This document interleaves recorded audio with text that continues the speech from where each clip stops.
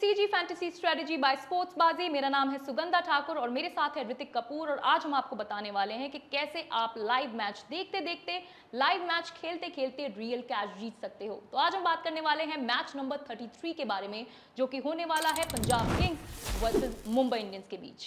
बिल्कुल, ये मैच तो होने ही वाला है। मैच नंबर 33 की हम बात आगे करेंगे, पर लेकिन जो पिछला मुकाबला था, match number 32 Sunrisers Hyderabad versus royal Challengers Bangalore, उसकी हमने जितनी भी प्रेडिक्शंस करी ना सुगंधा, ऑलमोस्ट सब ठीक थी। ऑलमोस्ट भी क्या करूं, सबकी सब ठीक थी।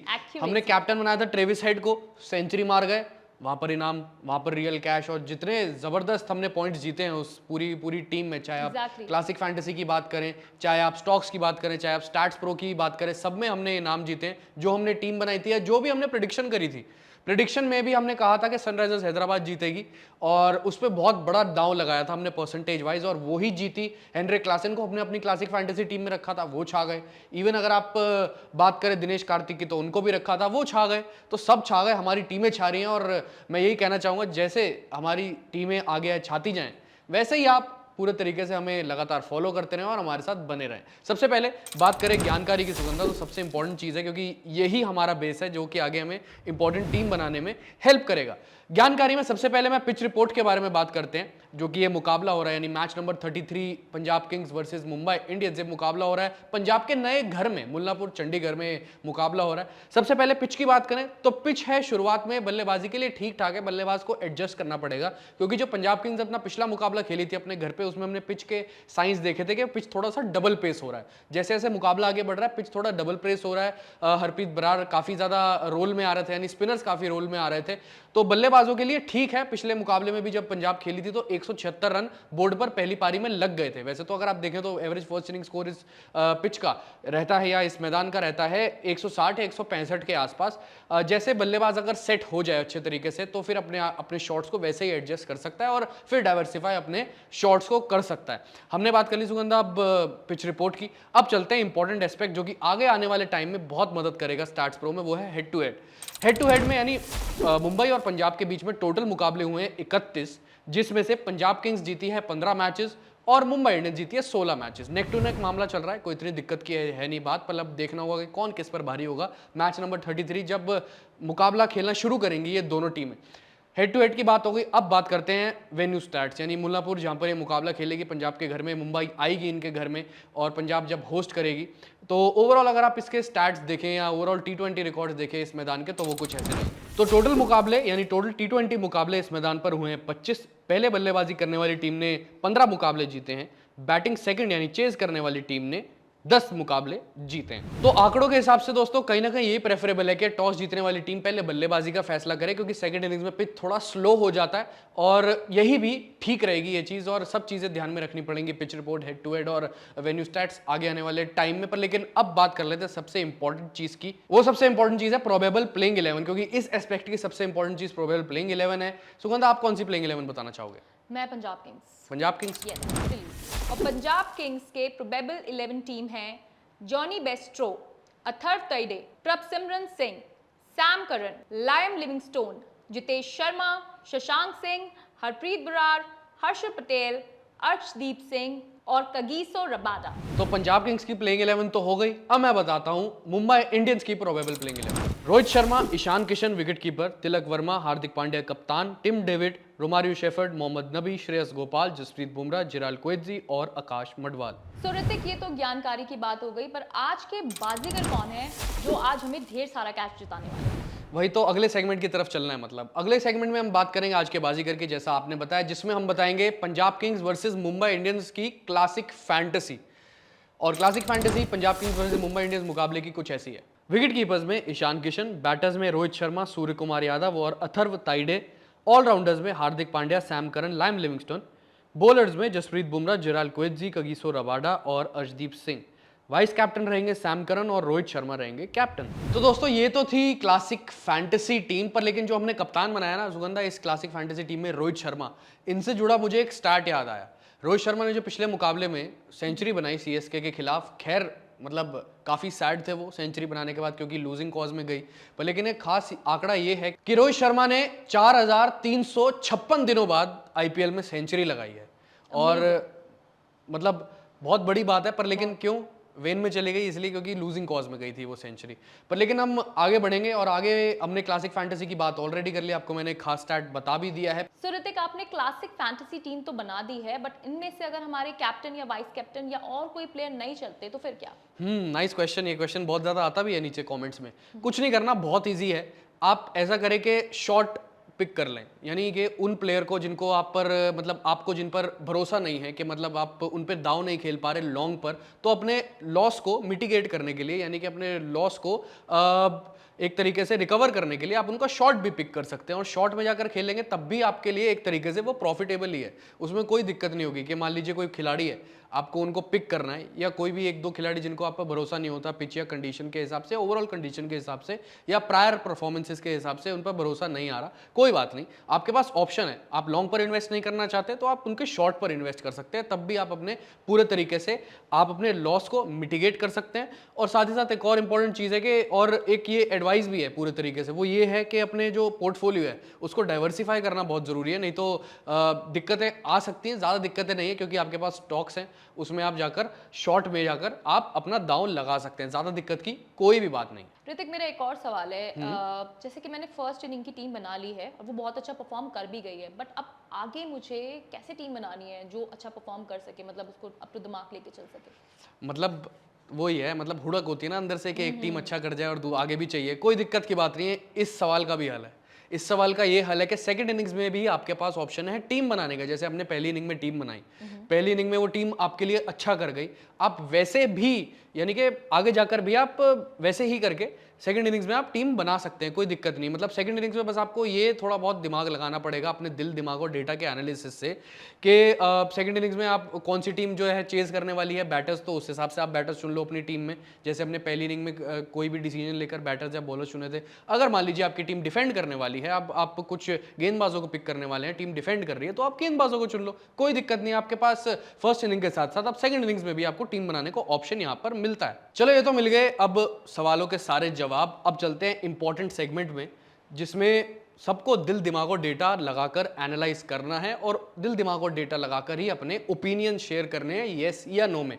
कुछ नहीं करना है। हम बात करने वाले अपने अगले सेगमेंट की, स्टैट्स प्रो की। स्पोर्ट्सबाजी के ऐप में जाकर ऑप्शन आता है स्टैट्स प्रो का, वहां पर जाकर जो है एक कॉन्टेस्ट आता है। कॉन्टेस्ट में जो भी सवाल दिए गए होते हैं उसके नीचे ऑप्शन आता है येस या नो।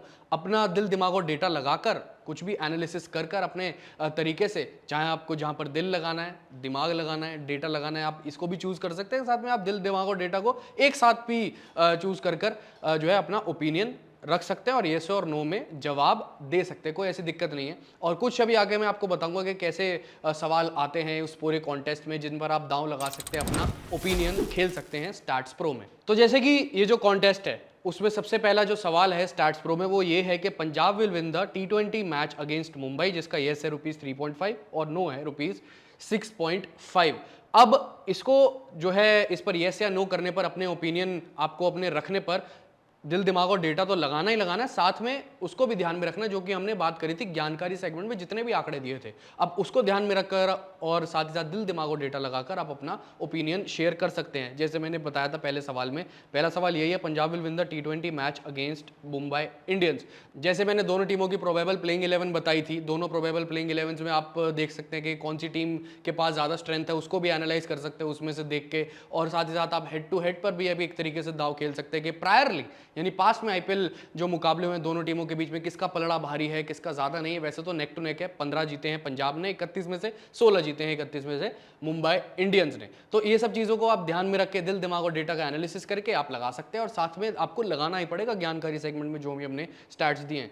अगले सवाल की तरफ अगर हम चलें तो अगला सवाल ये रहेगा, team batting first will score 183 और मोर रन्स इन 20 ओवर्स। जैसे कि मैंने जो पिच रिपोर्ट बताई थी ज्ञानकारी सेगमेंट में कि पिच थोड़ा सा डिटोरिएट हो जाता है, जैसे जैसे मुकाबला आगे बढ़ेगा तो पिच जो है वियर एंड टियर बढ़ जाएगा, डबल पेस हो जाएगा और बैट्समैन अगर अपने आप को एडजस्ट कर ले तो बल्लेबाजी बहुत अच्छे तरीके से कर सकते हैं। अपने शॉट्स को वो एडजस्ट कर लेंगे, उसी हिसाब से डाइवर्सिफाई कर लेंगे।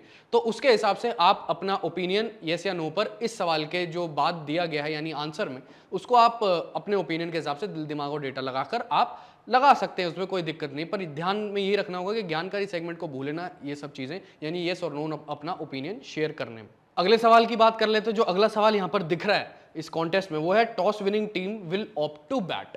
जैसे अब आप चल लीजिए पिच रिपोर्ट पे चल लीजिए, या आप पिच रिपोर्ट से भी ज़्यादा आप जो जानकारी में मैंने आपको बताया था वेन्यू स्टैट, उसमें थे कि पहली इनिंग में बल्लेबाजी करने वाली टीम ने ज़्यादा मुकाबले जीते थे as compare to second innings में, यानी चेस करने वाली टीम ने। तो उस चीज़ को, यानी उस स्टैट को ध्यान में रख के आप इस पर दांव खेल सकते हैं और इसी के हिसाब से येस और नो अपना ओपिनियन आप शेयर कर सकते हैं और उस पर दांव लगा सकते हैं। मैं तो कहूँगा येस कर दें इस पर, तो बहुत ज़्यादा मजा आएगा, क्योंकि मुल्लापुर है, आगे जैसे मुकाबला बढ़ेगा स्लो होता जाएगा और आंकड़े भी उसी के पूरे तरीके से गंवाएं। टॉस जीतने वाली टीम पहले बल्लेबाजी करेगी और वही फैसला रहेगा। और सुगंधा, एक और सवाल आता है कि हमने खैर स्टैट्स प्रो की बात तो हमने कर ली और कॉन्टेस्ट वाली बात हमने सारे सवाल और ओपिनियन जिसमें दिल और दिमाग डेटा जो भी है हम सारे लगाते रहते हैं, वो हमने सारी बातें कर ली। पर एक चीज़ की बात तो रह गई, वो ये है कि जिसमें जो लॉस है वो मिटिगेट हो सकता है, वो रिकवर हो सकता है, उसकी बात तो रह गई। अब वो क्या बात है, यानी वो सेगमेंट है स्टॉक्स का। अब स्टॉक्स बहुत ज़्यादा इंपॉर्टेंट है और जो 3 स्टॉक्स मैं बताने वाला हूँ वो भी तीनों बहुत इंपॉर्टेंट। जैसे कि सबसे पहला स्टॉक है रोहित शर्मा का। अब रोहित शर्मा का लॉन्ग या शॉर्ट किस पर करें, ये सबसे बड़ा सवाल आता है हमारे सामने।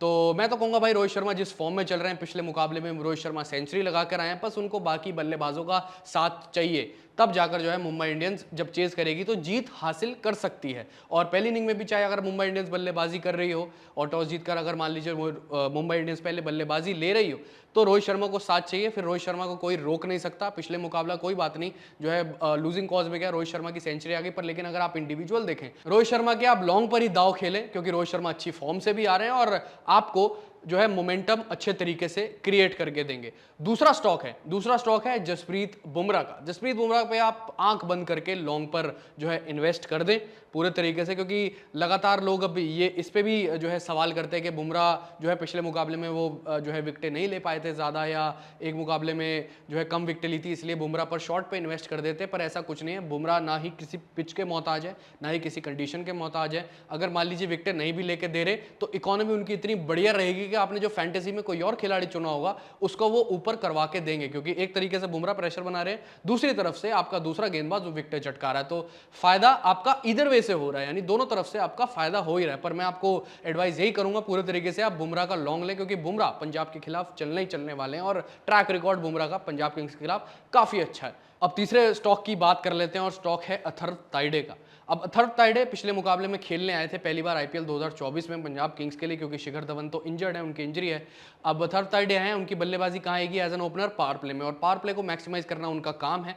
पर लेकिन थोड़ा सा डाउट ये भी आ जाता है दोस्तों कि उनका लॉन्ग ले या शॉर्ट ले, यानी उनके लॉन्ग पर इन्वेस्ट करें, उनके शॉर्ट पर इन्वेस्ट करें, ये सबसे बड़ा डाउट आता है। कोई दिक्कत नहीं, आप अगर उन पे लॉन्ग पर उन पे इन्वेस्ट नहीं करना चाहते हो, आप उनके शॉर्ट पर कर लो। मैं जानता हूं कि आपके दिमाग में डाउट आ रहा होगा, आपने दिल दिमाग और डेटा एनालिसिस भी कर लिया, सब चीज़ें, आपके दिमाग में एक डाउट ये आ रहा होगा कि भाई अभी नए नए आए हम, इतना भरोसा नहीं कर सकते, इतने डिपेंडेबल नहीं है, पिछले मुकाबले की तरह जल्दी और डाउट हो गए तो क्या होगा। कोई दिक्कत नहीं है, आप उनके शॉर्ट पर इन्वेस्ट करें, शॉर्ट पर भी आप जो है अपने लॉस को मिटिगेट कर सकते हैं, रिकवर कर सकते हैं बाद में, कोई ऐसी दिक्कत की बात है ही नहीं। सो ऋतिक, ये तो बात हो गई दिल दिमाग एंड डेटा की, पर क्या आपने सुना क्या कि इस बार आईपीएल के सीजन में विराट कोहली और रोहित शर्मा दोनों ने सेंचुरी लगाई है, पर एक छोटी सी दिक्कत हो गई कि दोनों की सेंचुरी लूजिंग कॉज में चली गई।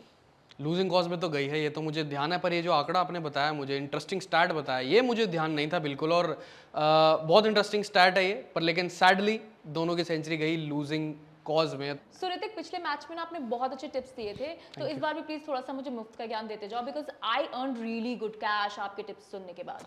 तो मुफ्त के ज्ञान में ऐसा करते हैं, सबसे पहले प्रेडिक्शन ही दे देते हैं, क्योंकि प्रेडिक्शन ही तो सबसे ज्यादा मुफ्त में मिलती है सबको, और लोग चाय के टपरी बैठ के प्रेडिक्शन करते रहते हैं मुफ्त में। तो प्रेडिक्शन कुछ ऐसी है कि पंजाब किंग्स के विनिंग चांसेस हैं 40% बस, और मुंबई इंडियंस के विनिंग चांसेस हैं 60%।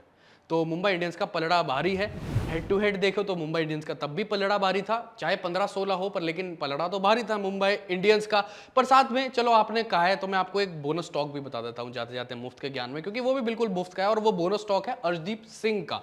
अब आप सब सोच रहे होंगे कि अर्शदीप सिंह के किस पे इन्वेस्ट करें, लॉन्ग पर इन्वेस्ट करें या शॉर्ट पर इन्वेस्ट करें, ये दो दुविधा वाले सवाल रहते हैं। पर मैं आपको कहूंगा कि आप लॉन्ग पर इन्वेस्ट करो अर्शदीप सिंह के, क्योंकि नई गेंद को हिलाना, फिर उसके बाद अगर आप देखो तो डेथ ओवर में अच्छी गेंदबाजी करना, एक पिन पॉइंट यॉर्कर्स करना, टो क्रशिंग यॉर्कर्स करना।